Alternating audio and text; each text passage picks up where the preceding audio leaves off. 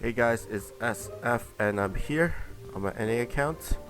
Right now the Legend series is on and I was playing and I did roll 4 times. This is actually take 2. Why I didn't put up the original one is because I didn't set up my mic correctly, so it was really bad, the sound quality. So I'm gonna do a retake, but if you want to know what I rolled for the Legend series, I rolled 4 times and these are my 4. Not that great. Nothing much to talk about there. But what was the main video probably was slashes coming out. I know a lot of you have strikers and need 10 slashes to ascend them, or 6 if you evolve them. He comes up on January the 27th from 2 p.m. to 4 p.m. on a 2-hour slot. Maybe you can do get 10 of them in time, but maybe not. But what I'm going to talk about is the dungeon itself and some monsters that are really good out in NA that can beat them. But first, let's start with the dungeon. Gimmicks, no gravity barrier, zombies, and mines. The most important one is the mines. Gravity barriers, not so much. I think only the last bar has gravity barriers and maybe some small ones around mobs throughout the dungeon, but the main one is the last bar where there's a giant gravity barrier around the boss. Zombies are in the corners of the map and they're blocked off by other mobs, so it's kind of hard to get through them, which can be annoying. So mob clearing is very important, especially homie monsters are really important. But my team, I'm going to talk about my team first and then talk about other available stuff that's out there. Team Super Striker Junior, and this can be replaced by your normal Evolve Striker. It's basically the same thing. Flight and Fiend Slayer. Next one, Bahamut, Flight, Demon's Bane, and a one-way laser, and a Meteor Strike Shot. Not bad, not the best, but not bad. Next one, Typhon. He is a one-way laser. He is a very key monster. This is the evolved version. The ascended version is not that bad either. You can't get the evolved version in time if you just ascend it and just these shards, but depending on how you use your stamina on the weekend, if you can't get enough light shards or stones to evolve him, then you can stick with the ascended version. The ascended version is not that bad. There's stat differences. I'm not really sure about it that much. But the evolved version, Flight, Fiend Slayer, no gravity barrier. That basically counteracts a lot of the gimmicks in that dungeon. One way laser XL, 17,000, and the Fiend Slayer also bumps up the laser damage. So 17,000 times 1.5. That's about 26,000, if I've done my math correct. I doubt it, but you guys can probably do it. You guys can probably check with the calculator. So if it hits slash, then it does more than a regular one-way laser would do. The Hatcher monster. But in terms of other available monsters, I already said Striker, the normal Striker is good. Another that I have right now is Emerald Dragon, Flight, Fiend Slayer L, and relatively good stats, and he's pretty fast. Why I didn't bring him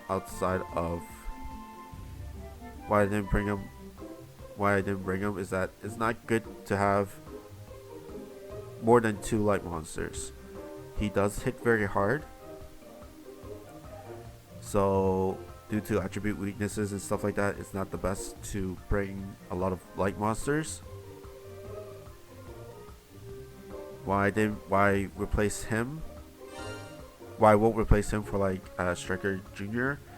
Stat difference, I need a stack tank, and he can't really move around that. He can move around and does a lot, but his bump call was not as strong as Strike Junior's either. Spread shot is kind of hard to hit enemies. Well, hit all the enemies with his spread shot.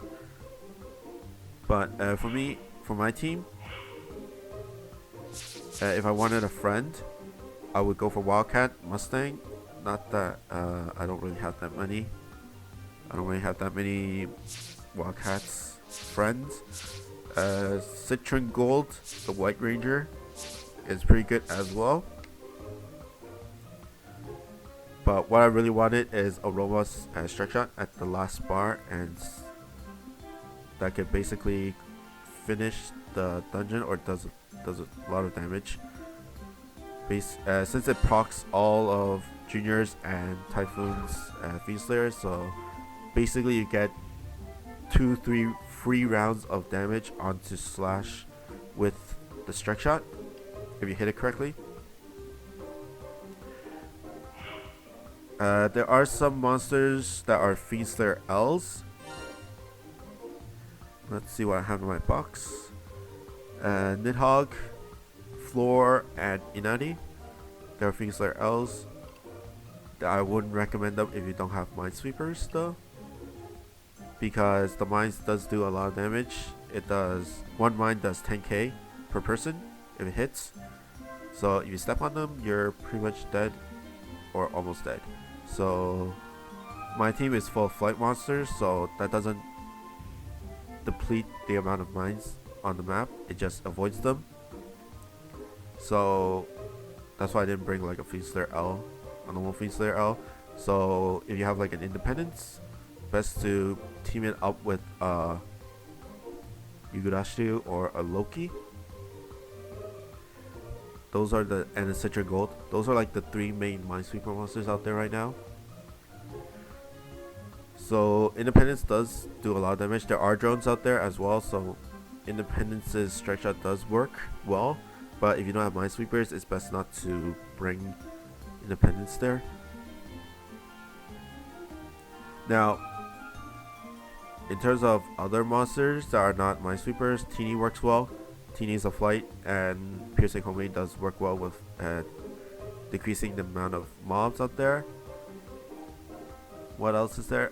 Mundus. Strike shot works. Strike shot's pretty good, and flight and homing as well.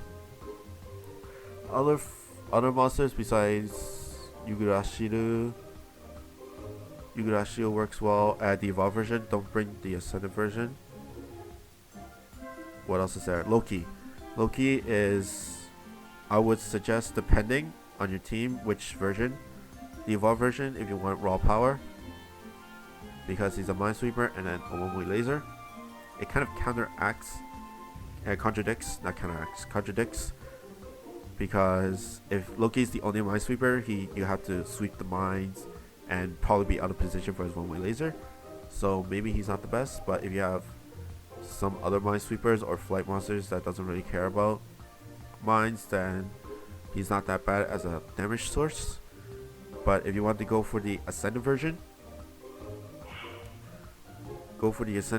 then he is a Minesweeper and a Fiend Slayer, if I remember correctly, and his bump combo turns into a blast with a sub combo of one-way laser L. I'm not really remembering it correctly, but probably I'm remembering correctly, but that's how it is. But I wouldn't suggest you bring Loki and Yggdrasil together, because Double Blast is not that good as a team comp itself, and you have to get as much damage out as possible in that dungeon, so you don't really have a turn to waste.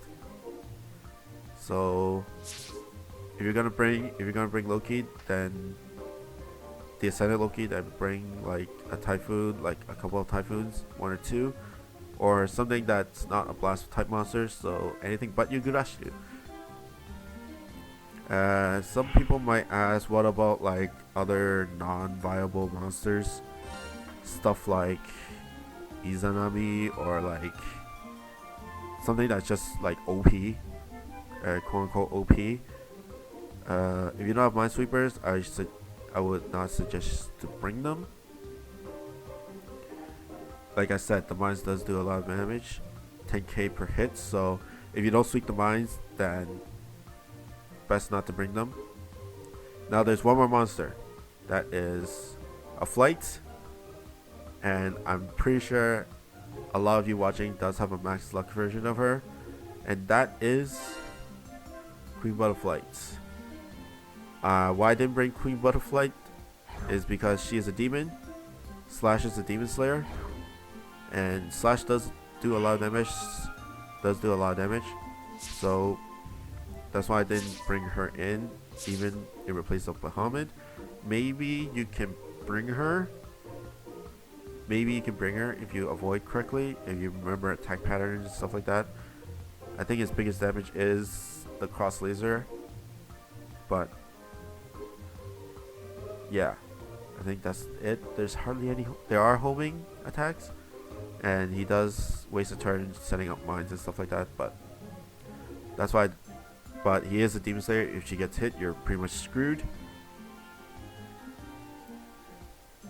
But for people that are like in a hurry, want to get Striker evolved, and you have a max luck butterfly or any max luck monster for that matter, there is the choice of continuing. You don't get a guaranteed drop, but if you stack your team full of Queen Butterflights, like 4 max luck Queen Butterflights, I think it's worth to continue. You do miss the guaranteed drop, but like 8 extra boxes, I think it's kind of worth for an extra ore to continue. Even though it's not a guaranteed drop, chances are you'll probably get at least 3 or 4 per run. But for me, I don't need her. I don't need Slash, and I do put up videos for like no orbing, so not the best. So it kind of contradicts my videos a bit, and I don't need Striker anyways. I mean, I don't need Slash anyways because I don't have Striker. So that's it. But a little bit lengthy talk about Slash, some monsters. But to recap, stack on flights or minesweepers. Don't bring Queen Butterfly unless you really want to continue. For orb continue.